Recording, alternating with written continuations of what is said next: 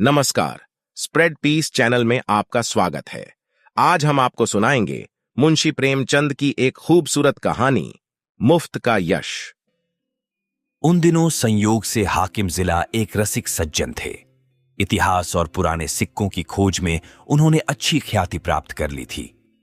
ईश्वर जाने दफ्तर के सूखे कामों से उन्हें ऐतिहासिक छानबीन के लिए कैसे समय मिल जाता था। वहां तो जब किसी अफसर से पूछिए तो वह यही कहता है, मारे काम के मरा जाता हूं, सिर उठाने की फुर्सत नहीं मिलती। शायद शिकार और सैर भी उनके काम में शामिल है। उन सज्जन की कीर्तियां मैंने देखी थीं और मन में उनका आदर करता था, लेकिन उनकी अफसरी किसी प्रकार की घनिष्ठता में बाधक थी। मुझे संकोच था कि अगर मेरी ओर से पहल हुई तो लोग यही कहेंगे कि इसमें मेरा कोई स्वार्थ है, और मैं किसी दशा में भी यह इल्जाम अपने सिर नहीं लेना चाहता। मैं तो हुक्काम की दावतों और सार्वजनिक उत्सवों में नेवता देने का भी विरोधी हूं, और जब कभी सुनता हूं कि किसी अफसर को किसी आम जलसे का सभापति बनाया गया, या कोई स्कूल, औषधालय या विधवाश्रम किसी गवर्नर के नाम से खोला गया, तो अपने देश बंधुओं की दास मनोवृत्ति पर घंटों अफसोस करता हूं। मगर जब एक दिन हाकिम जिला ने खुद मेरे नाम एक रुक्का भेजा कि मैं आपसे मिलना चाहता हूं, क्या आप मेरे बंगले पर आने का कष्ट स्वीकार करेंगे, तो मैं बड़े दुविधा में पड़ गया। क्या जवाब दूं? अपने दो एक मित्रों से सलाह ली। उन्होंने कहा, साफ लिख दीजिए, मुझे फुर्सत नहीं। वह हाकिम जिला होंगे तो अपने घर के होंगे। कोई सरकारी व जाब्ते का काम होता तो आपका जाना अनिवार्य था, लेकिन निजी मुलाकात के लिए जाना आपकी शान के खिलाफ है। आखिर वह खुद आपके मकान पर क्यों नहीं आए? इससे क्या उनकी शान में बट्टा लगा जाता था? इसीलिए तो खुद नहीं आए कि वह हाकिम जिला है। इन अहमक हिंदुस्तानियों को कब यह समझ आएगी कि दफ्तर के बाहर वे भी वैसे ही साधारण मनुष्य हैं जैसे हम या आप। शायद ये लोग अपनी घरवालियों से भी अफसरी जताते होंगे। अपना पद उन्हें कभी नहीं भूलता। एक मित्र ने, जो लतीफों के चलते फिरते तिजोरी हैं, हिंदुस्तानी अफसरों के विषय में कई बड़ी मनोरंजक घटनाएं सुनाई। एक अफसर साहब ससुराल गए। शायद स्त्री को विदा कराना था। जैसा आम रिवाज है, ससुर जी ने पहले ही वादे पर लड़की को विदा करना उचित न समझा। कहने लगे, बेटा, इतने दिनों के बाद आई है, अभी कैसे विदा कर दूं? भला 6 महीने तो रहने दो। उधर धर्मपत्नी जी ने भी नाइन से संदेश कहला भेजा, अभी मैं नहीं जाना चाहती। आखिर माता पिता से भी तो मेरा कोई नाता है। कुछ तुम्हारे हाथ बिक थोड़े ही गई हूं। दामाद साहब अफसर थे, जामे से बाहर हो गए। तुरंत घोड़े पर बैठे और सदर की राह ली। दूसरे ही दिन ससुर जी पर सम्मन जारी कर दिया। बेचारा बूढ़ा आदमी तुरंत लड़की को साथ लेकर दामाद की सेवा में जा पहुंचा। तब जाके उनकी जान बची। ये लोग ऐसे मिथ्याभिमानी होते हैं, और फिर तुम्हें हाकिम जिला से लेना ही क्या है? अगर तुम कोई विद्रोहात्मक गल्प व लेख लिखोगे तो फौरन गिरफ्तार कर लिए जाओगे। हाकिम जिला जरा भी मुरौवत न करेंगे, कह देंगे यह गवर्नमेंट का हुक्म है। मैं क्या करूं? अपने लड़के के लिए कानून गोई या नायब तहसीलदारी की लालसा तुम्हें है नहीं। व्यर्थ क्यों दौड़े जाओ? लेकिन मुझे मित्रों की यह सलाह पसंद न आई। एक भला आदमी जब निमंत्रण देता है तो केवल इसलिए अस्वीकार कर देना कि हाकिम जिला ने भेजा है, मुटमर्दी है। बेशक हाकिम साहब मेरे घर आ जाते तो उनकी शान कम न होती। उदार हृदय वाला आदमी बेतकल्लुफ चला आता। लेकिन भाई, जिले की अफसरी बड़ी चीज है, और एक उपन्यासकार की हस्ती ही क्या है। इंग्लैंड या अमेरिका में गल्प लेखकों और उपन्यासकारों की मेज पर निमंत्रियात होने में प्रधानमंत्री भी अपना गौरव समझेगा। हाकिम जिला की तो गिनती ही क्या है। लेकिन यह भारतवर्ष है, जहां हर एक रईस के दरबार में कवि सम्राटों का जत्था रईस के कीर्तिमान के लिए जमा रहता था, और आज भी ताजपोशी में हमारे लेखक वृंद बिना बुलाए राजाओं की खिदमत में हाजिर होते हैं, कसीदे पेश करते हैं और इनाम के लिए हाथ पसारते हैं। तुम ऐसे कहां के बड़े वह हो कि हाकिम जिला तुम्हारे घर चला आए? जब तुम्हें इतनी अकड़ और तुनुक मिजाजी है तो वह तो जिले का बादशाह है। अगर उसे कुछ अभिमान भी हो तो उचित है। इसे उसकी कमजोरी कहो, बेहूदगी कहो, मूर्खता कहो, उजड्डता कहो, फिर भी उचित है। देवता होना गर्व की बात है, लेकिन मनुष्य होना भी अपराध नहीं। और मैं तो कहता हूं, ईश्वर को धन्यवाद दो कि हाकिम जिला तुम्हारे घर नहीं आए, वरना तुम्हारी कितनी भद होती। उनके आदर सत्कार का सामान तुम्हारे पास कहां था? गत की एक कुर्सी भी नहीं है। उन्हें क्या 3 टांगों वाले सिंहासन पर बैठाते या मटमैले जाजिम पर? 3 पैसे की 24 बीड़ियां पीकर दिल खुश कर लेते हो। है सामर्थ्य रुपये की 2 सिगार खरीदने की? तुम तो इतना भी नहीं जानते कि वह सिगार मिलता कहां है, उसका नाम क्या है। अपना भाग्य सराहो कि अफसर साहब तुम्हारे घर नहीं आए और तुम्हें बुला लिया। 4-5 रुपये बिगड़ भी जाते और लज्जती भी होना पड़ता। और कहीं तुम्हारे परम दुर्भाग्य और पापों के दंड स्वरूप उनकी धर्मपत्नी भी उनके साथ होती, तब तो तुम्हें धारती में समा जाने के सिवा और कोई ठिकाना न था। तुम या तुम्हारी धर्मपत्नी उस महिला का सत्कार कर सकती थी। तुम्हारी तो घिघी बंध जाती साहब, बदहवास हो जाते। वह तुम्हारे दीवान खाने तक ही न रहती जिसे तुमने गरीब आमूड ढंग से सजा रखा है। वहां तुम्हारी गरीबी अवश्य है, पर फूहड़पन नहीं। अंदर तो पग पग पर फूहड़पन के दृश्य नजर आते। तुम अपने में फटे पुराने पहनकर और अपनी विपन्नता में मगन रहकर जिंदगी बसर कर सकते हो। लेकिन कोई भी आत्माभिमानी आदमी यह पसंद नहीं कर सकता कि उसकी दुर्वस्था दूसरों के लिए विनोद की वस्तु बने। इन लेडी साहिबा के सामने तो तुम्हारी जबान बंद हो जाती।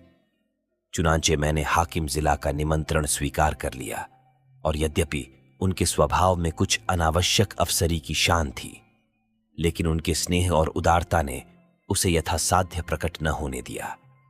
कम से कम उन्होंने मुझे शिकायत का कोई मौका न दिया। अफसराना प्रकृति को तब्दील करना उनकी शक्ति के बाहर था।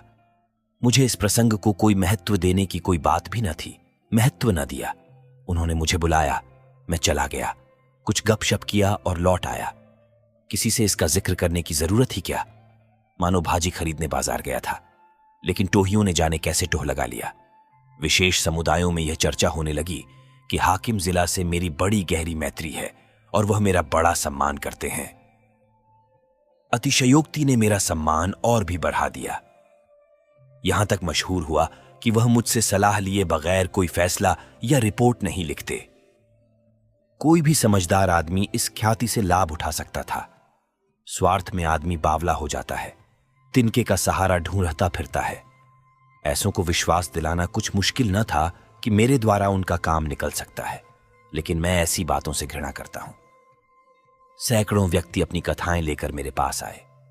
किसी के साथ पुलिस ने बेजा ज्यादती की थी, कोई इनकम टैक्स वालों की सख्तियों से दुखी था, किसी की यह शिकायत थी कि दफ्तर में उसकी हक़ तलफी हो रही है और उसके पीछे के आदमियों को दनादन तरक्कियां मिल रही हैं।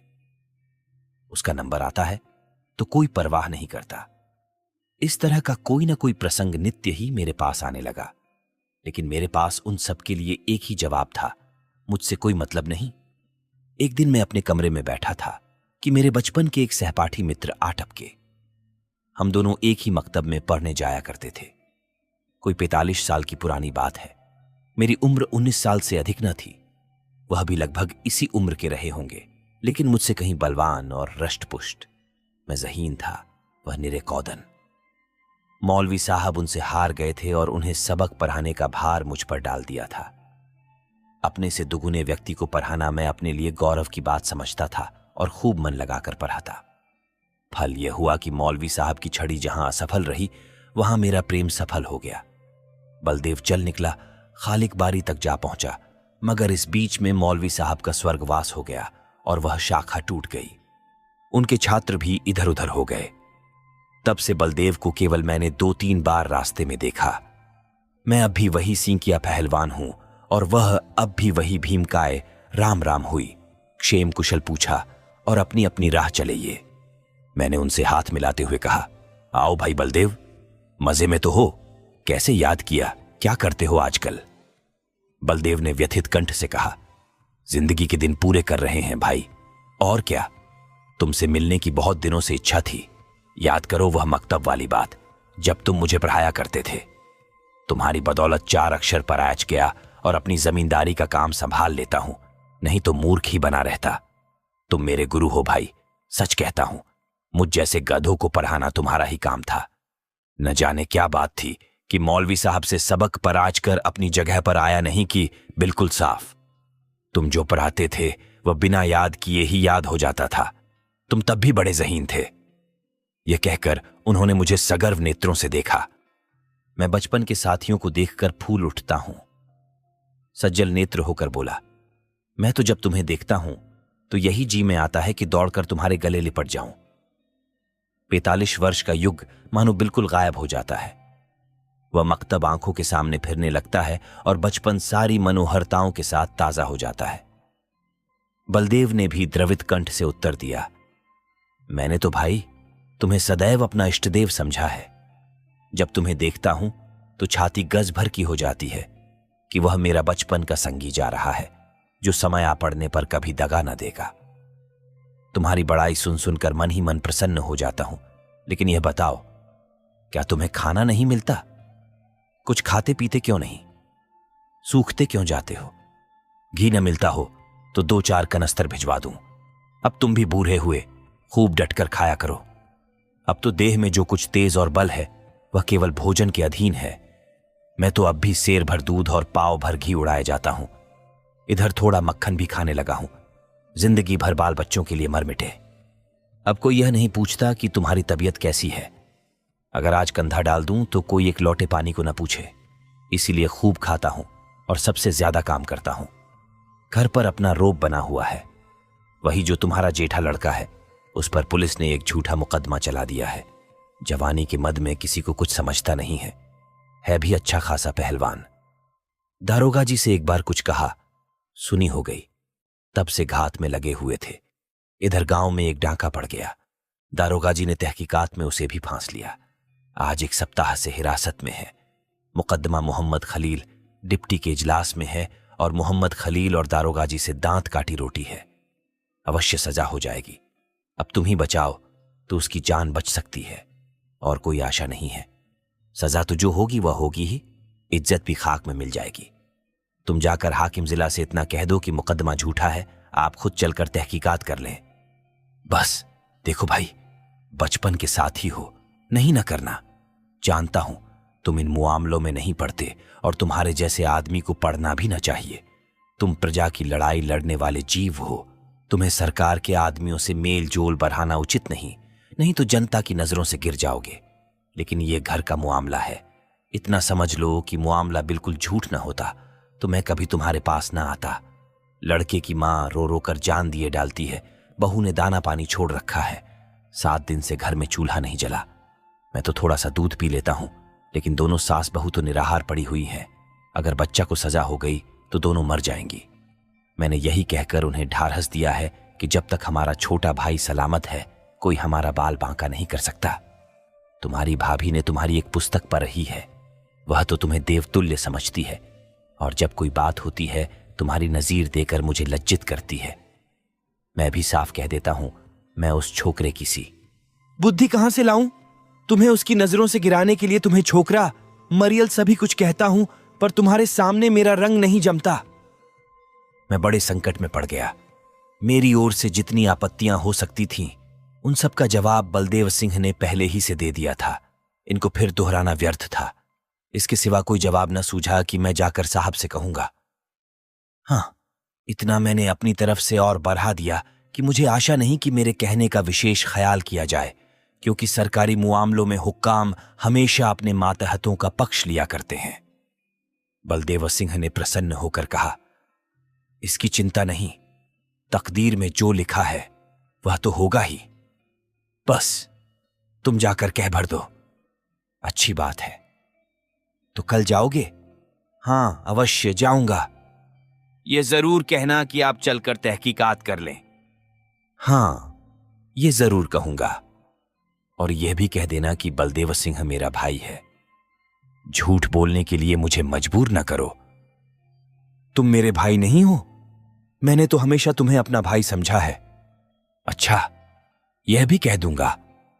बलदेव सिंह को विदा करके मैंने अपना खेल समाप्त किया और आराम से भोजन करके लेटा। मैंने उससे गला छुड़ाने के लिए झूठा वादा कर दिया। मेरा इरादा हाकिम जिला से कुछ कहने का नहीं था। मैंने पेशबंदी के तौर पर पहले ही जता दिया था कि हुक्काम आम तौर पर पुलिस के मुआमलों में दखल नहीं देते। इसलिए सजा हो भी गई तो मुझे यह कहने की काफी गुंजाइश थी कि साहब ने मेरी बात स्वीकार नहीं की। कई दिन गुजर गए थे। मैं इस वाकये को बिल्कुल भूल गया था। सहसा एक दिन बलदेव सिंह अपने पहलवान बेटे के साथ मेरे कमरे में दाखिल हुए। बेटे ने मेरे चरणों पर सिर रख दिया और अदब से एक किनारे खड़ा हो गया। बलदेव सिंह बोले। बिल्कुल बरी हो गया भैया।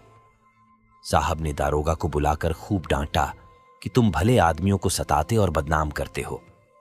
अगर फिर ऐसा झूठा मुकदमा लाए तो बर्खास्त कर दिए जाओगे। दारोगा जी बहुत झेंपे। मैंने उन्हें झुककर सलाम किया। बचा पर घड़ों पानी पड़ गया। ये तुम्हारी सिफारिश का चमत्कार है भाईजान। अगर तुमने मदद न की होती तो हम तबाह हो गए थे। ये समझ लो कि तुमने 4 प्राणियों की जान बचा ली। मैं तुम्हारे पास बहुत डरते डरते आया था।